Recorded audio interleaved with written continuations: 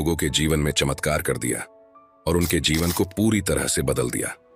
जी हाँ, हम बात कर रहे हैं the power of your subconscious mind के बारे में।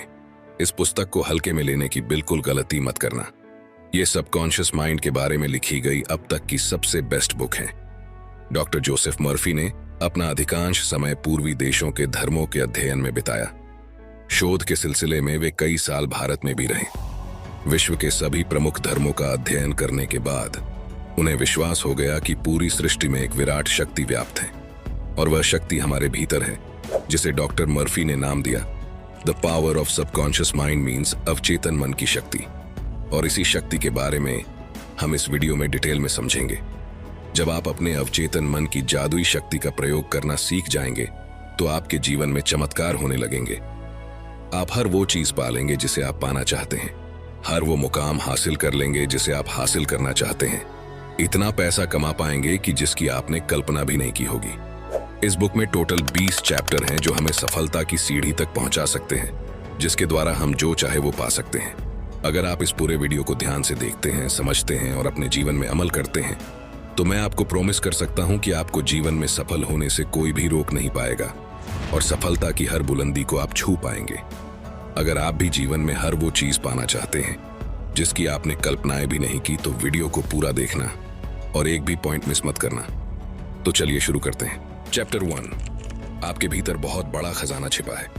क्या आप जानते हैं, चुंबक लगा लोहे का एक टुकड़ा अपने वजन से 12 गुना अधिक वजन को आसानी से उठा सकता है, लेकिन अगर उसमें से चुंबक निकाल दे तो वह एक तिनका भी नहीं उठा सकता।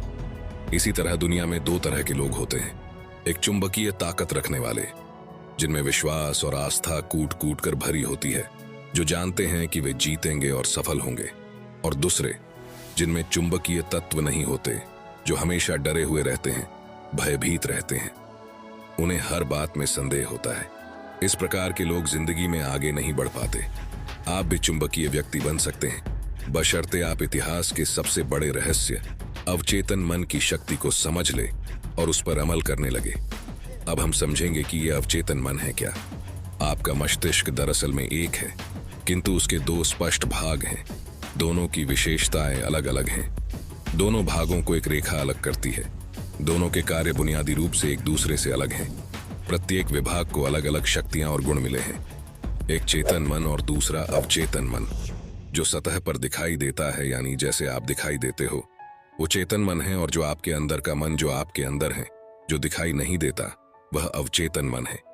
चेतन मन और अवचेतन मन एक दूसरे से कैसे कनेक्टेड हैं, ये एक स्टोरी से समझते हैं। एक बार महान ओपेरा गायक एनरिको कैरुसो अपनी करियर की शुरुआत में मंच पर जाने से घबरा रहे थे। डर के मारे उनके गले की मांसपेशियां ही ऐंठ गई। उनका चेहरा पसीने से तरबतर हो गया।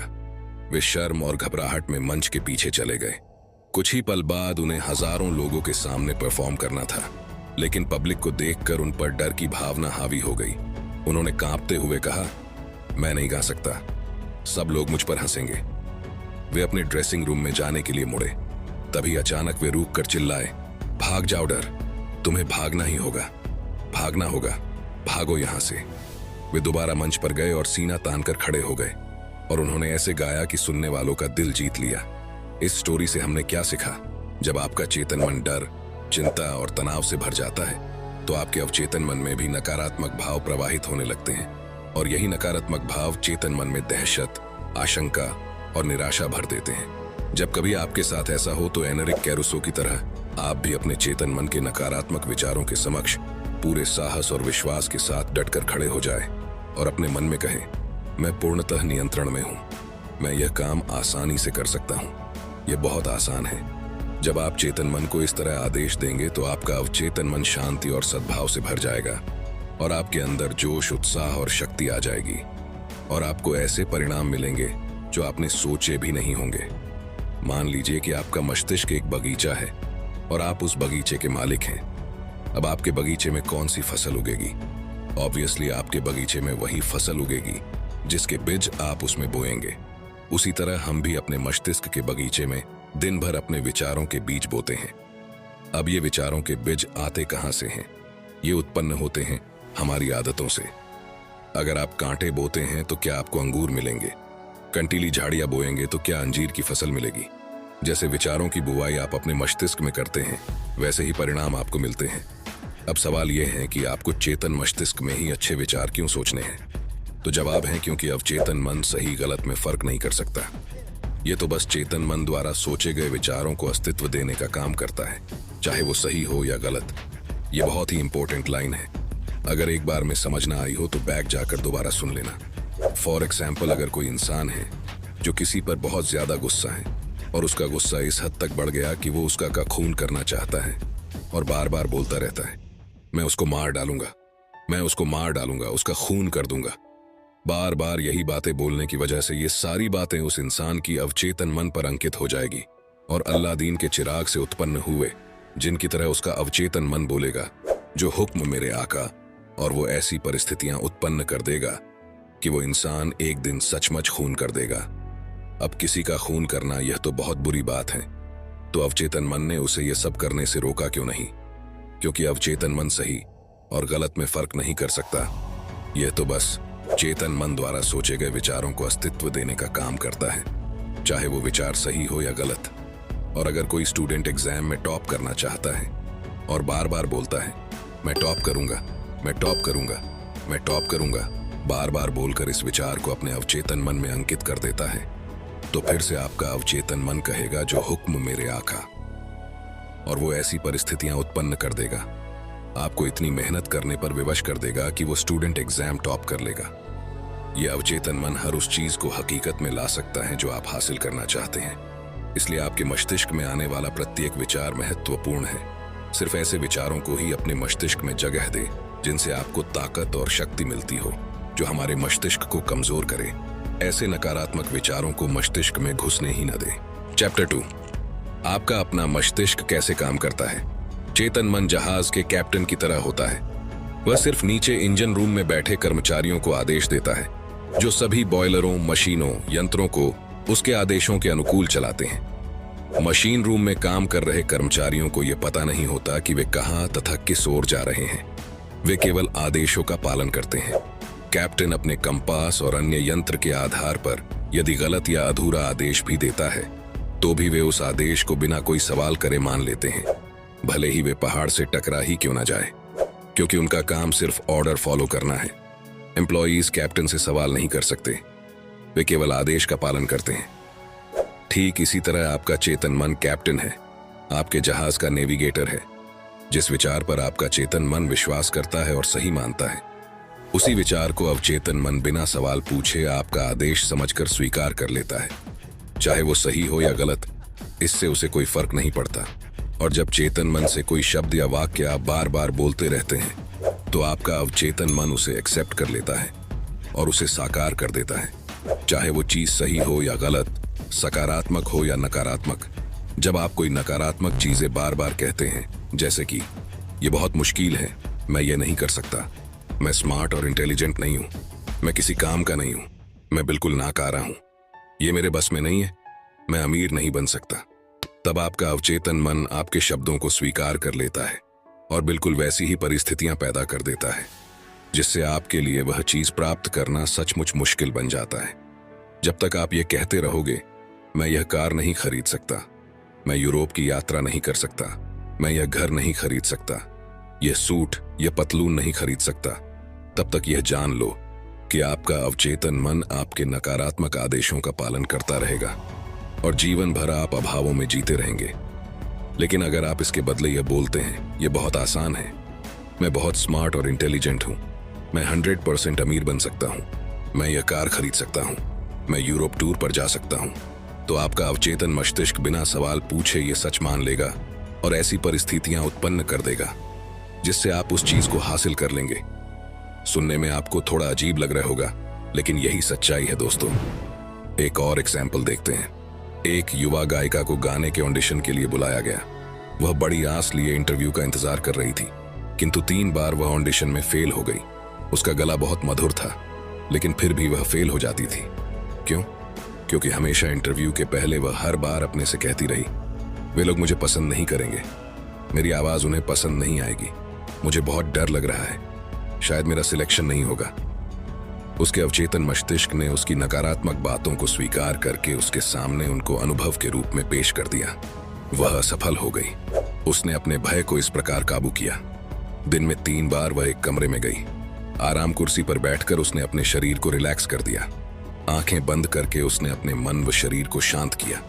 उसने अपने भय को दूर करने के लिए स्वयं से कहना शुरू किया, मेरी आवाज बहुत सुरीली है, मैं बहुत सुंदर गा सकती हूँ, मैं पूरी तरह से गाने के लिए तैयार हूँ, मैं गाऊंगी और सुरीले स्वर में गाऊंगी और सेलेक्ट होकर दिखाऊंगी। उसने अपने शब्दों को शांत स्वर में विश्वास के साथ फिर से दोहराया। इसके बाद वह रोजाना दिन में 3 बार अभ्यास करती रही। प्रत्येक सिटिंग में वह 5 से 10 बार वही वक्तव्य दोहराती रही। महीने के अंत तक वह पूरे जोश और विश्वास के लिए तैयार हो गई और जब उसे फिर से ऑडिशन के लिए बुलाया गया तो उसने बहुत ही सुरीली आवाज में गाना गाया। उसका सिलेक्शन कर लिया गया। अगर आप भी कभी जीवन में ऐसी परिस्थिति का सामना करते हैं तो इस टेक्निक का इस्तेमाल आपने जरूर करना चाहिए। 100% आप सफल हो जाएंगे। चैप्टर 3, आपके अवचेतन मन की चमत्कारी शक्ति। अमेरिकी मनोविज्ञान के पितामह विलियम जेम्स ने कहा है कि दुनिया को हिलाने की शक्ति आपके अवचेतन मन में है। जो कुछ आप अवचेतन मन पर अंकित करते हैं, अवचेतन मन उसे पूरा करने के लिए जमीन आसमान एक कर देता है। इसलिए आपको इसमें सही और सकारात्मक विचार अंकित करने चाहिए। आपने कई बार रियलाइज किया होगा कि अगर आपको कहीं पिकनिक पर जाना हो या कहीं यात्रा पर जाना हो और जिसके लिए आपको सुबह 4 बजे उठना हो, तो उस टाइम आप 4 बजे का अलार्म लगाते हैं और सो जाते हैं। लेकिन सुबह 4 बजे का अलार्म बजने से कुछ मिनट या कुछ सेकंड्स पहले ही आपकी नींद खुल जाती है। ऐसा क्यों होता है? क्योंकि आपका अवचेतन मस्तिष्क बहुत पावरफुल होता है और जब आप सोने गए थे तो सोने से पहले आपने मन में कहा था कि मुझे कल सुबह 4 बजे उठना है। आपके अवचेतन मन पर वह बात अंकित हो गई और आपका अवचेतन मस्तिष्क काम पर लग गया और अलार्म बजने से कुछ सेकंड या मिनट पहले ही उसने आपको उठा दिया। यही टेक्निक आप बहुत बड़ी बड़ी चीजें पाने के लिए भी आजमा सकते हैं। आपको बस करना यह है कि रोज रात को सोने से पहले बेड पर ही पड़े पड़े अपने बॉडी को रिलैक्स या शिथिल करना है, आंखें बंद करनी है और अपने अवचेतन मन को सुझाव देने हैं। ये सुझाव वो हो सकते हैं जो आप बनना चाहते हैं या फिर हासिल करना चाहते हैं। जैसे अगर आप अपने व्यवसाय में सफल होना चाहते हैं तो आप बोल सकते हैं, दिन रात मैं अपनी सभी रुचियों में समृद्ध हो रहा हूं। मेरा बिजनेस डे बाय डे बहुत अच्छा चल रहा है। मेरे पास बहुत सारा पैसा आ रहा है। मैं अमीर बन रहा हूं। दुनिया की सारी खुशियां मुझे मिल रही हैं। मैं पूर्ण, आदर्श, सशक्त, शक्तिशाली, प्रेम पूर्ण, सामंजस्यपूर्ण और खुश हूं।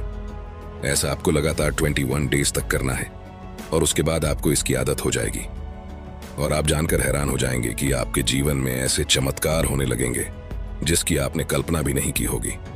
अपने अवचेतन मन को खुशी, समृद्धि, प्यार, आनंद, जोश और उत्साह देने वाले विचारों से भरें। इससे क्या होगा कि जो आपके नकारात्मक जहरीले विचार जो अड्डा जमाए बैठे हैं, वे अंततः हमेशा के लिए बाहर निकल जाएंगे। हाँ, लेकिन इसके लिए आपको सतत प्रयास करना होगा और एक बार जब आपको इसकी आदत हो जाएगी तो फिर आपका फर्श से अर्श तक का सफर शुरू हो जाएगा। याद रखें, जैसे पानी पाइप में जाकर उसका आकार लेकर बहने लगता है, ठीक उसी प्रकार जीवन भी आपके अंदर के विचारों के अनुरूप ही बहता है। चैप्टर 4, प्राचीन काल में मानसिक उपचार। प्राचीन समय में जब आज की तरह बड़े बड़े हॉस्पिटल्स नहीं थे, तब भी लोगों का बीमारियों से इलाज किया जाता था और लोग अपनी बीमारियों से ठीक भी हो जाते थे। उस समय मनुष्यों को बीमारी से ठीक करने का ज्ञान पुजारियों और धर्मगुरुओं तक ही सीमित था। लोग विश्वास करते थे कि ईश्वर ने उन्हें कुछ विशेष शक्तियां दी हैं जिनके द्वारा वे उपचार कर सकते हैं। ये पुजारी और धर्मगुरु इलाज करने के लिए मंत्रों का, तावीजों का, अंगूठियों या स्मृति चिन्हों का प्रयोग किया करते थे। जब कोई बीमार हो जाता तो लोग उन्हें इन पुजारियों या धर्मगुरु के पास ले जाते और वे सिर्फ मंत्रों और ताबीजों के सहारे ही उनका इलाज कर देते थे और रोगी ठीक भी हो जाता था। क्या आपको लगता है कि वे रोगी सिर्फ ताबीजों या मंत्रों के वजह से ही ठीक होते थे? ऑथर कहते हैं कि वे सिर्फ मंत्रों या ताबीजों के वजह से नहीं, बल्कि अवचेतन मन के शक्ति से ठीक होते थे। जैसा कि हमने पहले देखा कि लोग उन पुजारियों में, धर्मगुरुओं में विश्वास करते थे कि वे उनका इलाज कर देंगे। उनकी आस्था बहुत ज्यादा होती थी। जैसे ही रोगी उनके पास जाता तो रोगी को लगने लगता कि अब मैं जरूर ठीक हो जाऊंगा और यही निर्देश उनके अवचेतन मन में अंकित हो जाता था कि अब वे जरूर ठीक हो जाएंगे। और जैसे हमने इससे पहले ही समझा है कि अवचेतन मन में जो विचार अंकित हो जाता है वो हकीकत का रूप ले लेता है, और इसी वजह से वे रोगी ठीक भी हो जाते थे। हमारा अवचेतन मन इतना पावरफुल है कि यह हर बीमारी का इलाज कर सकता है। आपकी आस्था जितनी ज्यादा होगी, आपको परिणाम भी उतनी ही जल्दी मिलेगा। चैप्टर 5, आधुनिक युग में मानसिक उपचार। जिस तरह से प्राचीन समय में पुजारी और धर्मगुरु इलाज करते थे, उसी तरह आज के आधुनिक युग में लोगों का इलाज करने के लिए डॉक्टर्स और हॉस्पिटल्स हैं। लेकिन पुरानी कहावत है, डॉक्टर घाव पर पट्टी बांधता है और ईश्वर उसे ठीक करता है। यहां पर ईश्वर शब्द का प्रयोग अवचेतन मन के लिए किया गया है। कोई भी डॉक्टर या सर्जन पूरी तरह से यह दावा नहीं कर सकता कि उसने मरीज को ठीक कर दिया। उपचारक शक्ति एक ही है, हालांकि इसे अलग अलग नामों से पुकारा जाता है, जैसे प्रकृति, जीवन, ईश्वर, रचनात्मक ज्ञान। लेकिन वास्तविकता में ये सभी अवचेतन शक्ति की ओर इशारा करने के भिन्न भिन्न तरीके हैं। एक पेशेंट था जिसकी जीभ में लकवा मार गया था और सभी प्रकार के चिकित्सकीय उपचार व्यर्थ हो गए थे। उसके डॉक्टर ने रोगी को बताया कि उसके पास एक नया यंत्र है जिससे उसे विश्वास है कि उसका इलाज हो जाएगा। डॉक्टर ने पॉकेट थर्मामीटर रोगी के मुंह में लगा दिया। रोगी ने उस नए यंत्र की कल्पना की जो उसे ठीक करने के लिए लगाया गया था। कुछ ही मिनटों में वह खुशी से चिल्ला उठा कि उसकी जीभ फिर से चलने लगी है। एक युवती डॉक्टर के पास आई। उसने लिखकर बताया कि पिछले 4 सप्ताह से उसकी आवाज बंद हो गई है। डॉक्टर ने जांच में यह सही पाया। डॉक्टर ने उसे बताया कि गुम हुई आवाज कभी कभी बिजली के प्रयोग से लौट आती है और यह तरकीब आसानी से सुझाव के प्रभाव से भी की जा सकती है। मैंने बिजली का वह अपरेटस मंगवाया और उसके स्विच को दबाकर सिर्फ उसे यह महसूस कराया कि उसे शॉक दिया जा रहा है, जबकि असलियत में उसे कोई शॉक दिया ही नहीं। बाद में डॉक्टर ने मरीज के अवचेतन को कुछ निर्देश दिए, जैसे अब आप जोर से बोल सकती हो। डॉक्टर ने उसे ए अक्षर दिखाया, फिर बी और बाद में मारिया। वह धीरे धीरे बोलने लगी। गुम हुई आवाज लौट आई। इन दोनों एग्जाम्पल्स में किसी भी मेडिसिन का यूज नहीं किया गया, फिर भी दोनों मरीज ठीक हो गए। क्यों? क्योंकि डॉक्टर सिर्फ उनके अवचेतन मन को यह विश्वास दिलाने में कामयाब हो गया कि उसके पास जो चीज है उससे वे जरूर ठीक हो जाएंगे। उनके अवचेतन ने उसे एक्सेप्ट कर लिया और उनको ठीक कर दिया। इसे ही प्लेसिबो इफेक्ट या बिलीफ सिस्टम भी कहा जाता है। वैज्ञानिक बताते हैं कि 11 महीनों में आपका शरीर नया बन जाता है। कैसे? हमारे शरीर की लाखों कोशिकाएं हर रोज मर जाती हैं और उनके जगह पर नई निर्माण हो जाती हैं। हर 11 महीने में हमारे संपूर्ण शरीर की कोशिकाएं पूरी तरह से मर जाती हैं और उनके जगह नई निर्माण हो जाती है। इसका मतलब शारीरिक दृष्टि से आप सिर्फ 11 महीने बूढ़े हैं। अगर आप क्रोध, ईर्ष्या और दुर्भावना के विचारों को अपने शरीर में दोबारा आने देते हैं तो इसमें आपके सिवा और कोई दोषी नहीं है। जैसे अंधेरे से छुटकारा पाने का तरीका रोशनी है, ठंड से उबरने का तरीका गर्मी है, वैसे ही नकारात्मक सोच से उबरने का तरीका सकारात्मक विचार रखना है। अच्छाई की घोषणा करें, बुराई अपने आप गायब हो जाएगी। चैप्टर 6, मनचाहे परिणाम कैसे प्राप्त करें। आपके अवचेतन मन को सराबोर करने का सबसे अच्छा समय सोने से ठीक पहले और जागने के ठीक बाद का होता है। ऐसा इस कारण है क्योंकि अवचेतन सोने से ठीक पहले और जागने के ठीक बाद सबसे ज्यादा सशक्त होता है। इस अवस्था में वे नकारात्मक विचार और तस्वीरें नहीं रहती हैं जो आपकी इच्छा को नकारती हैं और आपके अवचेतन मन द्वारा उनकी स्वीकृति को रोकती हैं। जब आप मनोकामना पूरी होने की वास्तविकता की कल्पना करते हैं और उपलब्धि का रोमांच महसूस करते हैं तो आपका अवचेतन आपकी मनोकामना पूरी कर देता है। सेहत की भावना से सेहत उत्पन्न होती है, दौलत की भावना से दौलत उत्पन्न होती है। अब आप बताइए कि आपकी भावना कैसी है। कल्पना आपकी सबसे बड़ी आंतरिक शक्ति है। अच्छी और सुंदर चीजों की कल्पना करें। आप वैसे ही हैं जैसी आप खुद के बारे में कल्पना करते हैं। सोने से पहले अपनी इच्छा के पूर्ण होने की बार बार कल्पना करें। विश्वास करें कि वे इच्छाएं पूरी हो रही हैं और शांति से सोए और खुशी से जागें। एक दिन आएगा जब आपकी इच्छा हकीकत में साकार हो जाएगी। याद रखें, अगर आपके जीवन में कोई समस्या है तो आप अपनी किसी भी समस्या का उत्तर बताने की जिम्मेदारी सोने से पहले अपने अवचेतन मन को सौंप दें। वह आपको उसका उत्तर देगा। दोस्तों, अगर आप अभी तक इस वीडियो में बने हुए हैं तो इसका मतलब है कि आप जीवन में बहुत आगे बढ़ना चाहते हैं और अवचेतन मन की शक्ति से जीवन में सफलता की बुलंदियों को छूना चाहते हैं, और ऐसा होगा भी जरूर। आगे आने वाले पॉइंट्स और भी इंपॉर्टेंट हैं, वीडियो में बने रहे। चैप्टर 7, धन और दौलत के लिए अवचेतन मन की शक्ति का प्रयोग कैसे करें। दौलत की चेतना विकसित करने का सटीक तरीका। आप एक काम करें, रोजाना सोने से पहले और सुबह उठने के बाद 5 मिनट तक ये 2 शब्द दोहराएं, दौलत और सफलता। इन शब्दों में जबरदस्त शक्ति है। ऐसा बार बार कहे किसी लोरी की तरह, आप परिणाम देखकर हैरान रह जाएंगे। दौलत बड़े हिमखंडों की तरह आपकी ओर प्रवाहित होगी। लेखक बताते हैं कि एक बहुत चिंतित बिजनेसमैन मेरे पास आया। उसकी बिक्री और आर्थिक स्थिति बहुत खराब थी। मैंने उससे कहा कि वह अपने ऑफिस में शांत होकर बैठ जाए और बार बार दोहराए, मेरी बिक्री हर दिन बढ़ रही है। और इसी कथन को रात को सोने से पहले और सुबह उठने के बाद भी दोहराए।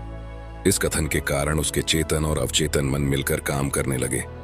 कुछ ही हफ्तों के अंदर उसे अच्छे परिणाम मिले। आप भी यही फॉर्मूला अपना सकते हैं। कुछ लोग कहते हैं, ओह मैंने ये किया था लेकिन कुछ नहीं हुआ। उनको परिणाम इसीलिए नहीं मिले क्योंकि शायद 10 मिनट बाद ही वे डर के विचार में डूब गए थे और उन्होंने उस अच्छे विचार को नकार दिया था जिसकी उन्होंने घोषणा की थी। जब आप सुबह जमीन में कोई बीज बोते हैं और दोपहर तक अगर वो पौधा नहीं बन जाता, तो क्या आप उसी दिन जमीन खोदकर बीज को बाहर निकाल लेते हैं? आप उसे बढ़ने के लिए समय देते हैं, उसे जड़ें जमाने और बढ़ने का मौका देते हैं। इसी तरह जब आप अपने अवचेतन मन को कोई सुझाव देते हैं तो कई बार आपको तुरंत परिणाम नहीं मिलते हैं। तो आपको उस विचार को अपने अवचेतन मन में अंकित होने के लिए समय देना चाहिए। उस विचार को जड़ें जमाने और बढ़ने का मौका देना चाहिए। जिस वक्त दौलत का विचार आपके अवचेतन में अपनी जड़ें जमा लेगा तो आपको इतनी दौलत मिलेगी जितनी आपने कभी सोची भी नहीं होगी। चैप्टर 8, अमीरी की शाही राह पर कैसे चलें। यहाँ एक आसान तकनीक दी जा रही है जिसका प्रयोग आप अपने जीवन में धन को कई गुना करने के लिए कर सकते हैं।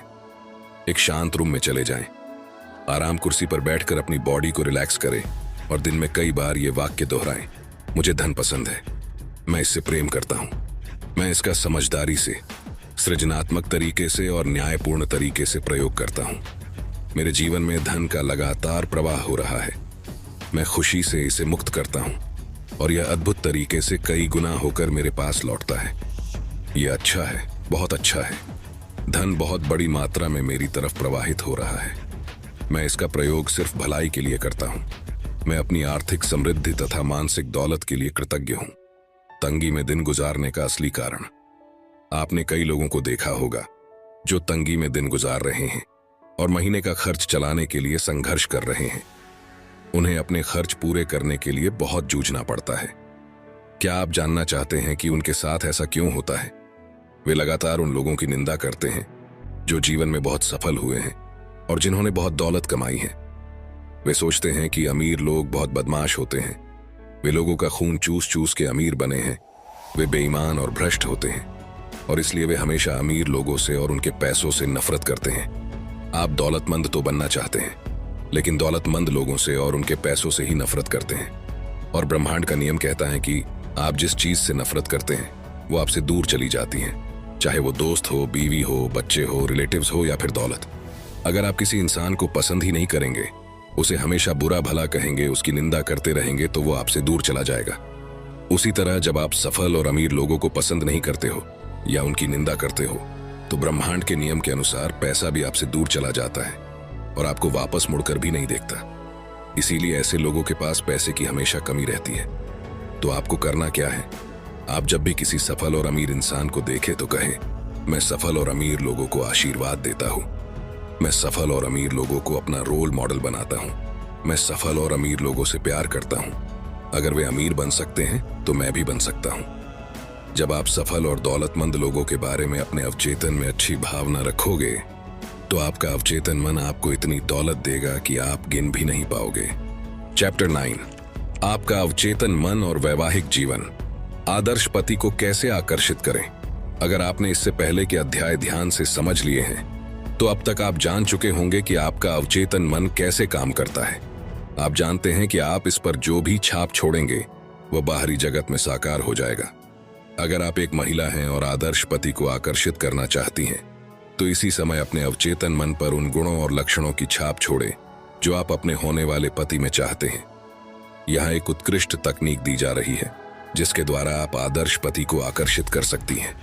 रात को कुर्सी पर बैठ जाएं, आंखें बंद कर लें, शिथिल हो जाएं, शरीर को पूरी तरह ढीला छोड़ दें, बहुत शांत, निष्क्रिय और ग्रहणशील बन जाए। अपने अवचेतन मन से बात करें और कहें, मैं एक ऐसे पुरुष को आकर्षित कर रही हूं जो ईमानदार, सच्चा, वफादार, निष्ठावान, शांत, खुश और समृद्ध है। मैं जानती हूं कि मैं उसकी शांति और सुख को बढ़ा सकती हूं। वह मेरे आदर्शों से प्रेम करता है और मैं उसके आदर्शों से प्रेम करती हूं। वह मुझे बदलकर नया नहीं बनाना चाहता है, ना ही मैं उसे बदलकर नया बनाना चाहती हूं। हमारे बीच आपसी प्रेम, स्वतंत्रता और सम्मान है। आदर्श पत्नी को कैसे आकर्षित करें? अपनी आदर्श पत्नी को आकर्षित करने के लिए नीचे दी गई सकारात्मक घोषणा करें। मैं ऐसी महिला को आकर्षित कर रहा हूं जिसके साथ मेरा बहुत अच्छा तालमेल होगा। ये महिला ऐसी है जिसके साथ मेरी जोड़ी आदर्श रहेगी। वह आध्यात्मिक, निष्ठावान, वफादार और ईमानदार है, सामंजस्यपूर्ण, शांत और खुशमिजाज है। हम एक दूसरे की तरफ प्रबलता से आकर्षित हो रहे हैं। मैं जानता हूं कि मैं इस महिला को प्रेम, प्रकाश, शांति और खुशी दे सकता हूं। मैं महसूस करता हूं और विश्वास करता हूं कि मैं इस महिला के जीवन को अद्भुत बना सकता हूं। मैं अब आदर्श जीवन साथी को स्वीकार करता हूं। मानसिक रूप से अपनी पत्नी की वैसी तस्वीर बनाएं जैसी उसे होना चाहिए। खुश, सुखी, स्वस्थ और सुंदर। अपने पति को उस तरह देखें जैसा उसे होना चाहिए। सशक्त, शक्तिशाली, प्रेमपूर्ण, सद्भावनापूर्ण और दयालु। मानसिक तस्वीर देखते रहेंगे तो आप अनुभव करेंगे कि आपका वैवाहिक जीवन स्वर्ग बन चुका है, जो सद्भाव और शांति से भरा है। चैप्टर 10, मन से हमेशा युवा कैसे रहे। आप उतने ही युवा हैं जितना खुद को मानते हैं। मैं हर कुछ सालों में लंदन के कैक्सटन हॉल में भाषण देता हूँ। ऐसे ही एक भाषण के बाद एक सर्जन मुझसे मिलने आया। उसने मुझसे कहा, मेरी उम्र 84 साल है। मैं हर सुबह ऑपरेशन करता हूँ, दोपहर में मरीजों को देखने जाता हूँ और शाम को मेडिकल वैज्ञानिक जर्नल्स के लिए लेख लिखता हूँ। उसका नजरिया यह था कि वह उतना ही उपयोगी है जितना वह खुद को मानता है और उतना ही युवा है जितने उसके विचार हैं। उसने मुझसे कहा, आपने अभी अभी जो कहा है वह बिल्कुल सही है। व्यक्ति उतना ही युवा होता है जितना वह खुद को मानता है, उतना ही मूल्यवान होता है जितना वह खुद को समझता है। कुछ लोग 30 साल की उम्र में ही बूढ़े हो जाते हैं, जबकि कुछ 80 साल में भी युवा रहते हैं। मस्तिष्क ही सबसे बड़ा बुनकर, आर्किटेक्ट, डिजाइनर और मूर्तिकार है। नाटककार जॉर्ज बर्नार्ड शॉ 90 साल की उम्र में भी सक्रिय थे। रोमन देशभक्त मार्कस पोर्सियस केटो ने 80 साल की उम्र में ग्रीक भाषा सीखी। महान जर्मन अमेरिकन कलाकार मैडम अर्नेस्टाइन शूमैन हैंक दादी बनने के बाद अपनी संगीत सफलता के शिखर पर पहुंची। यूनानी दार्शनिक सुकरात ने वाद्य यंत्र बजाना तब सीखा जब वे 80 साल के थे। माइकल एंजेलो 80 साल की उम्र में अपने सबसे महान कैनवास पर पेंटिंग करते थे। 80 साल की उम्र में सियोस सायमनाइड्स ने कविता का पुरस्कार जीता। लियोपोल्ड वॉन रैंके ने अपनी हिस्ट्री ऑफ द वर्ल्ड शुरू की, जिसे उन्होंने 92 साल की उम्र में पूरा किया। अल्फ्रेड लॉर्ड टेनिसन ने 83 साल की उम्र में अपनी बेहतरीन कविता क्रॉसिंग द बार लिखी। आइजैक न्यूटन 85 साल की उम्र में भी बहुत मेहनत करते थे। लोगों को एक महान सच्चाई याद रखनी चाहिए, इंसान अपने दिल में जैसा सोचता है वैसा ही वह होता है। आप बूढ़े तब होते हैं जब आप जीवन में दिलचस्पी खो देते हैं और सपने देखना छोड़ देते हैं।